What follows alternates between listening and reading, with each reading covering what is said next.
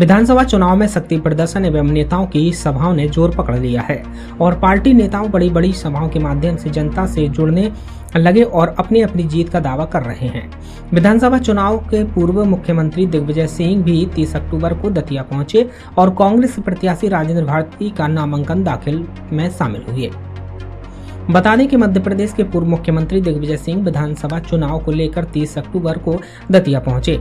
कांग्रेस प्रत्याशी के समर्थन में किला चौक पर आम सभा को संबोधित किया तथा इसके पश्चात उन्होंने कांग्रेस प्रत्याशी राजेंद्र भारती के साथ नामांकन दाखिल करने के लिए नवीन कलेक्ट्रेट पहुंचे, जहां उन्होंने राजेंद्र भारती का नामांकन दाखिल कराया।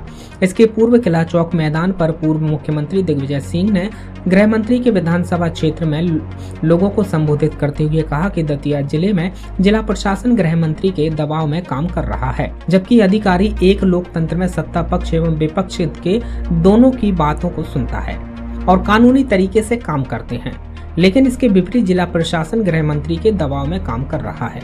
वहीं इसके अलावा दिग्विजय सिंह ने चुनावी दौरे पर मध्य प्रदेश के छिंदवाड़ा में आए केंद्रीय गृह मंत्री अमित शाह के उस बयान पर आपत्ति प्रकट करते हुए कहा कि केंद्रीय गृह मंत्री अमित शाह जी अधिकारियों को कमल का फूल का ध्यान रखने की बात कह रहे हैं, अन्यथा 17 तारीख को शिवराज सिंह से उन्हें देख लेने की बात कही जा रही है, जो आचार संहिता का उल्लंघन है। इस प्रकार से उन्होंने आगे कहा कि 17 तारीख के बाद 3 दिसंबर को हम ऐसे अधिकारियों को देख लेंगे।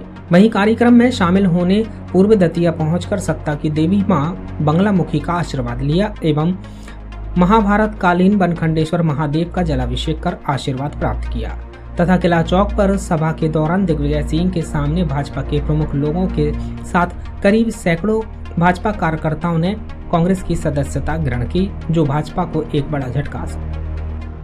साथियों, कुछ दिन पहले इसी स्थान पर हम लोगों ने जन आक्रोश यात्रा में अपनी बात कही थी। बहुत कुछ मैंने उस समय कहा था। मैं आज सबसे पहले हमारे मित्र अवधेश नायक जी को मैं बधाई देता हूं, धन्यवाद देता हूं, आभार व्यक्त करता हूं, जिन्होंने कि जिस प्रकार का बड़प्पन दिखाया है, ऐसे उदाहरण बहुत कम देखने को मिलते हैं। और स्वाभाविक है, जिस परिस्थितियों में हुआ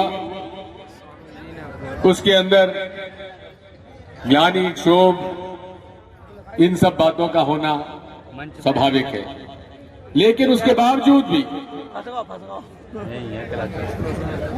अवधेश जी ने जिस प्रकार का आज अपने वक्तव्य में भाषण दिया है, जो कुछ उन्होंने कहा है, उनकी जितनी प्रशंसा की जाए उतना कम होगा। ये लड़ाई हमारी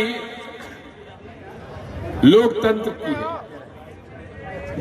जिस प्रकार से 20 सालों में नियम, कानून सबको बलाए ताक रख दिया, शासन प्रशासन को गुलाम बना लिया, झूठे प्रकरण बनाए गए, लूट मची हुई है, ऐसा मैंने कहीं शासन प्रशासन नहीं देखा। 10 साल तक मैं मुख्यमंत्री रहा। यही लोग जो आज यहां आतंक फैला रहे हैं, मैं उनसे पूछना चाहता हूं कि कांग्रेस के दिग्विजय सिंह के राज में उनके साथ कोई एक अन्याय और अत्याचार हुआ तो उसका प्रमाण देकर बता दो, या मैं माफी मांगने तैयार हूं।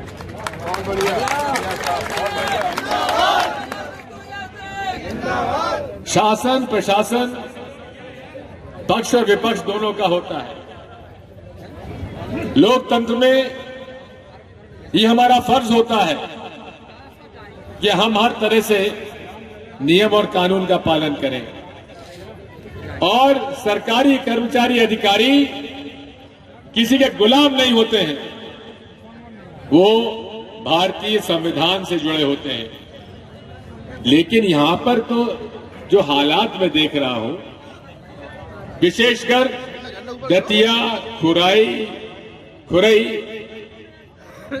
सुर्खी, ऐसे अनेक विधानसभा क्षेत्र हैं, बुधनी, जहां पर कि कांग्रेस के लोगों पर अत्याचार हुआ है।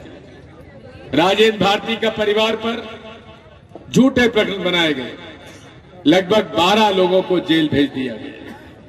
क्या कारण था, क्या दोष था? झूठे प्रकरण बनाए गए, झूठी शिकायतें की गई। आदरणीय साथियों, आज मैं जहां भी जा रहा हूं, चारों तरफ से एक आवाज आ रही है, वो आवाज है बदलाव। बदलाव होना चाहिए। क्यों बदलाव होना चाहिए? क्योंकि 20 साल में ये लोग अहंकारी हो गए हैं। ये लोग किसी को कुछ नहीं समझते हैं। और आज मुझे इस बात का आश्चर्य हुआ जब अमित शाह जी ये बयान देते हैं, गृह मंत्री देश के, कि शिवराज, जो कोई अधिकारी कर्मचारी कमल के फूल का, भाजपा का पालन नहीं करे, उसे 17 तारीख के बाद देख लेना। यही भाषण नरोत्तम मिश्रा जी देते हैं कि 17 तारीख को देख लेंगे। अरे 17 तारीख को तुम क्या देखोगे? अरे 3 तारीख को हम तुम्हें दिखा देंगे क्या होगा। और मैं उन सबको सचेत कर देता हूं, वो सब थानेदार, तहसीलदार, डिप्टी कलेक्टर, अधिकारी, कर्मचारी, कांस्टेबल, जिन्होंने कि यहां तक मचाया हुआ है, उनके सबके नाम हम लोग नोट कर रहे हैं।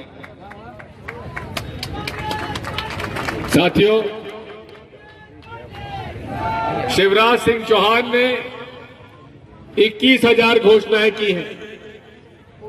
दतिया में भी बहुत की होगी, लेकिन कोई पालन नहीं हुआ। मैं आज दतिया में अनेक मोहल्लों में घूमा हूं।